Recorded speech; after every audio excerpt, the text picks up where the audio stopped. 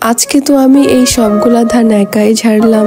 আমার জামাই তো শ্বশুর বাড়িতে এসে ধান কাটাও শুরু করে দিয়েছে, আর সে ধান কাটার পরে কিন্তু সেই ধানগুলা মাথায় করে আমি নিয়ে গেলাম। আজকে কিন্তু চুরি করে পেয়ারা আমও খেয়েছি আমরা। ছোটবেলা কিন্তু এগুলাকে আমি টমেটো ভাবতাম, আর এই কচি কচি তেঁতুল পাতাগুলা খেতে কিন্তু একদম কাঁচা তেঁতুলের মতনই টেস্ট লাগে। এই কিউট ভেড়ার বাচ্চাটা মাশাআল্লাহ দেখতে অনেক কিউট না? আর একটা বাচ্চা ধরতে যেহেতু আমার হাতে হিসুই করে দিয়েছে।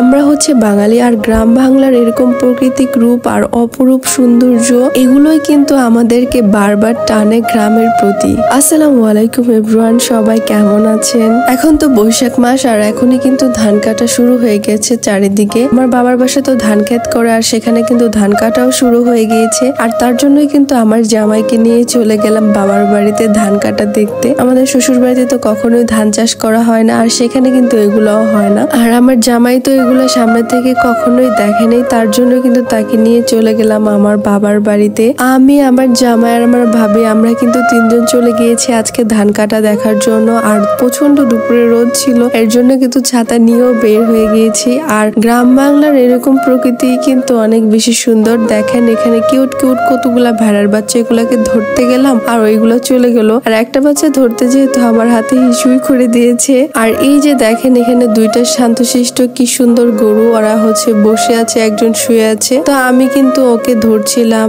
আমি ভাবলাম যে প্রথমে গুতা দিতে আসবে কিনা। আর ওকে ধরার পরে কিন্তু কি সুন্দর আদর পেয়ে কিন্তু আরো ঘুমাচ্ছিল। আর ছোট একটা বাচ্চা কিন্তু মাথায় করে এই ধানের আটিগুলো নিয়ে যাচ্ছিল, আর আমি দেখে তো সাথে সাথে মাথায় এই ধানের আটিগুলো নিয়ে গেলাম। ছোটবেলা যখনই বাবার সাথে ধান খেতে আসতাম তখন কিন্তু কিছু ধান আমি এইভাবে নিয়ে যেতাম। তা সেটাই কিন্তু আমার জামাইকে বলছিলাম, আর আমরা কিন্তু এদিক দিয়ে হাঁটছিলাম, আর তার সাথে এই কথাগুলো বলতে বলতে আমরা কিন্তু অনেক বেশি মজা করছিলাম। আর আমাদের এই জায়গাটা অনেক বেশি সুন্দর ছিল, আর রাস্তার পাশে কিন্তু অনেক গাছ ছিল। আর এই দেখেন এখানে তেঁতুল গাছ, তেঁতুল গাছে তো তেঁতুল ধরে নাই, কিন্তু তেঁতুলের পাতা কিন্তু খাওয়া যায়। আপনারা কি কখনো খেয়েছেন? আমি কিন্তু সবসময় তেঁতুল পাতা খাই, এরকম কচি কচি পাতা খেতে কিন্তু একদম তেঁতুলের মতন লাগে। আর এটা কিন্তু আমার জামাইকেও বলছিলাম, আর তাকে দিয়েও ট্রাই করাচ্ছিলাম। আমরা কিন্তু সবাই এখানে তেঁতুল পাতা খেলাম, আর এই তো আমার ভাবিকে দিয়ে এই তেঁতুল পাতা খাইয়ে ট্রাই করলাম। তারা কিন্তু খেয়ে সবাই বললো যে এটা একদম কাঁচা কাঁচা তেঁতুলের মতন লাগে।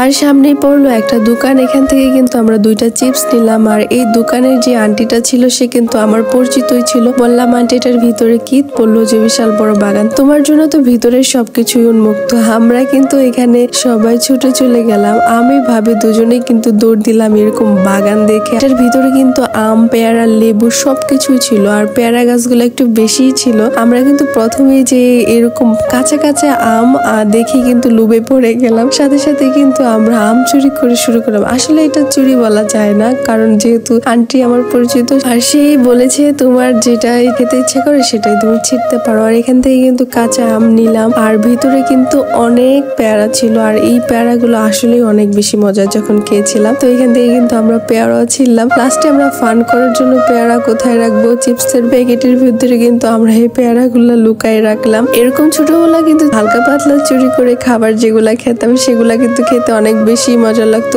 আমরা তো এই পেয়ারাগুলা আর আমগুলা ছিঁড়ে কিন্তু মহা খুশি ছিলাম। আমি আর ভাবি কিন্তু একটা দৌড় দিলাম। আর এখানে কিন্তু সামনে বট গাছের নিচে সুন্দর একটা জায়গা ছিল, আর এখানে মাচা পাতা ছিল, আর এই মাচার মধ্যে আমি ভাবি বসে কিন্তু এই আমগুলা খাচ্ছিলাম আর পেয়ারাগুলা খাচ্ছিলাম। আর এখান থেকে কিন্তু আমার জামাই এই তো নিমটিও নিয়ে আসছিল, আর এইগুলা কিন্তু অনেক ঝাল ঝাল। তো এই নিমটিগুলা খেতে কিন্তু অনেকই বেশি মজা। আমরা কিন্তু এখানে বসে বসে চিপস, নিমটি, পেয়ারা, আম এগুলা কিন্তু সবই খাচ্ছিলাম। এই তো আব্বু চলে আসছে, এখন কিন্তু আমাদের ক্ষেত দেখাতে নিয়ে আসলো। আর এখানে কিন্তু উঁচু রাস্তা, আর নিচেই কিন্তু ধান ক্ষেত। এখান থেকে কিন্তু আমরা সবাই নামছিলাম। আর আমি তো আজকে জুতা খুলে হচ্ছে পুরাটা হাঁটছিলাম। খালি পায়ে মাটিতে হাঁটলে কিন্তু অনেক বেশি ভালো লাগে আর অনেক বেশি শান্তি লাগে। আগে তো ছোটবেলা জুতা ছাড়াই চলে আসতাম এই নামাতে, আর এখন তো জুতা পরে আসছি, তারপরে কিন্তু খালি পায়ে হাঁটছি। আর এই যে দেখেন আমার জামাই কিন্তু দূরের থেকে ভেড়াগুলা দেখে দৌড়াই চলে গেল ভেড়া ধরতে। আর সে তো ধরে একটা কিউট ভেড়ার বাচ্চা আনলো, এনেই তো আমাকে বললো এই তো তোমার জন্য কিউট একটা ভেড়ার বাচ্চা আনলাম। আমি তো খুলে নিয়ে এটাকে কত আদর করছিলাম, দেখে মনে হচ্ছে আমারই বাচ্চা। যাই হোক, আমরা কিন্তু ছোটবেলা অনেক এরকম ভেড়ার বাচ্চা ধরে কিন্তু অনেক আদর করতাম। আসলে এই ভেড়ার বাচ্চাটা অনেক শান্তশিষ্ট ছিল। আবার ম্যাম এক করে মাকে ডাকছিল, আর এদিক দিয়ে কিন্তু তার মাও চলে আসছে। দেখেন দৌড়ায় তার মার কাছে কিভাবে চলে গেল। আর এই দিক দিয়ে কিন্তু আমাদের ধান খেতে আমরা এই তো যাচ্ছিলাম, আর আব্বু কিন্তু বলছিল এখানে কিন্তু আমাদের ধান কাটা আরো অনেক বাদ আছে, দিক দিয়ে এত ধান কাটার পর আরো অনেক ধান আছে। আর আমাদের বাবার বাসায় সবসময় কিন্তু ধান করে এই ক্ষেতের ধানের চাল খাওয়ার জন্য। তারা কিন্তু কিনা চাল খেতেই পারে না, এই ক্ষেতের ধানের চালই খায়, অভ্যস্ত একদম আগে থেকেই খেতে খেতে অভ্যস্ত, তো এখনো তার জন্য ধান করে। আর এখানে কিন্তু আমার জামাই একটু ধান কাটার চেষ্টা করলো, সে কিন্তু ধান কাটলো আর অল্প একটু কেটেই বললো হয়ে গেছে। সে বললো যে ধান কাটার একটু ফিলিংসটা নেই, তাহলে তো জীবনে বলতে পারবো ধানও কেটেছি।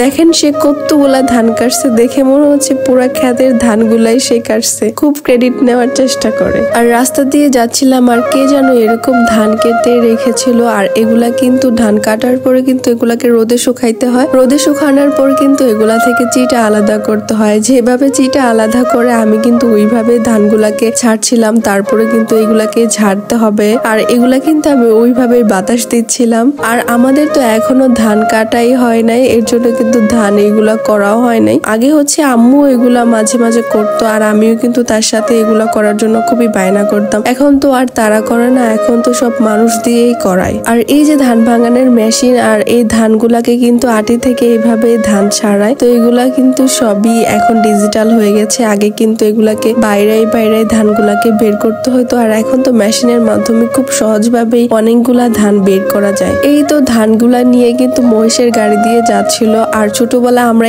কি করতাম, এই মহিষের গাড়িগুলা যখন যাইতো পিছনে একটু ফাঁকা জায়গা থাকতো, তখন কিন্তু ওইখানে ঝুলে ঝুলে যেতাম। আর এখন তো আসলে মহিষের গাড়ি দেখাই যায় না, 2-3টা দেখেছি, আর সবই কিন্তু ট্রাক গাড়ি দিয়ে এই ধানগুলা নিচ্ছিল। আর আজকে গ্রামে ধান কাটা দেখতে এসে কত কিছুই না করেছি, আর কত কিছুই দেখেছি। আর এই সবকিছু মিলিয়ে কিন্তু আমাদের গ্রাম বাংলার প্রাকৃতিক সৌন্দর্য। আর এটাই কিন্তু যারা শহরে থাকে তারা কিন্তু এই গ্রাম বাংলার অপরূপ সৌন্দর্য গুলোকে মিস করে। আর এই ছিল আমাদের আজকের গ্রামের এত সুন্দর একটা ব্লগ। আমি কিন্তু নিজে দেখছিলাম, নিজেরই অনেক ভালো লাগছিল। আর সবাই অনেক বেশি ভালো থাকবেন। আল্লাহ হাফেজ।